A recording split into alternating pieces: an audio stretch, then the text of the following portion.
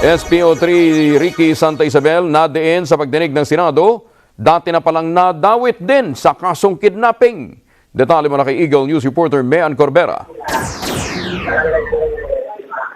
Angelo, lalo pang nadiin sa pagdinig ng Senado ang itinuturong suspect na si SPO3 Ricky Santa Isabel sa pagpatay sa negosyanteng Koreano na si Ji Ik-ju.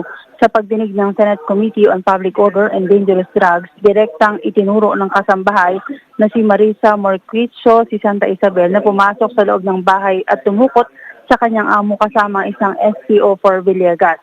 Habang nasa loob daw ng sasakyan at palabas na ng subdivision, pinugbog pa ni Santa Isabel at Villegas ang kanyang amo.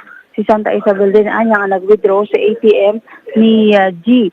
Inamin rin ni PNP Chief General Ronald Bato de la Rosa na batay sa investigasyon ng PNP Anti-Kidnapping Group na dati na parang nasangkot si Santa Isabel sa kaso ng kidnapping sa isang adintan at ilang pang mga Koreano. Si Tan ay dinukot sa monumento sa Caloocan noong March 2007. Sabi ni De La Rosa, may mga Koreano na lumantad na at handang magbigay rin ng testimonya laban sa mga pulis na dumukot sa kanila. Pero depensa ni Santa Isabel, hindi raw totoo ang mga ibinibintang na kaso laban sa kanya.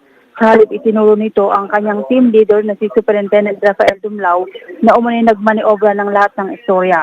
Ito raw ang bumarit kay G sa loob ng sasakyan habang nakapark sa loob ng Campo Crame at nag-utos rin na mag-withdraw ng pera pambayad sa punerarya.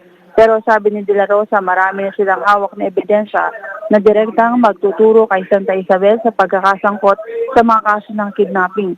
Kasama na raw sa kanilang hawak na ebidensya ang mga kwestionable nitong ari-arian na umaabot na sa 20 million pesos. Kabilang na rito ang 5 house and lot sa Caloocan at Cubao, Quezon City, bukod pa sa isang 4-story commercial building. Sa ngayon ay patuloy nitong tinatanong ni Senator Grace po si PNP Chief Ronald de la Rosa kung ano pa yung ginagawang hakbang para matugis ang iba pang mga tiwaling tauhan ng pambansang pulisya.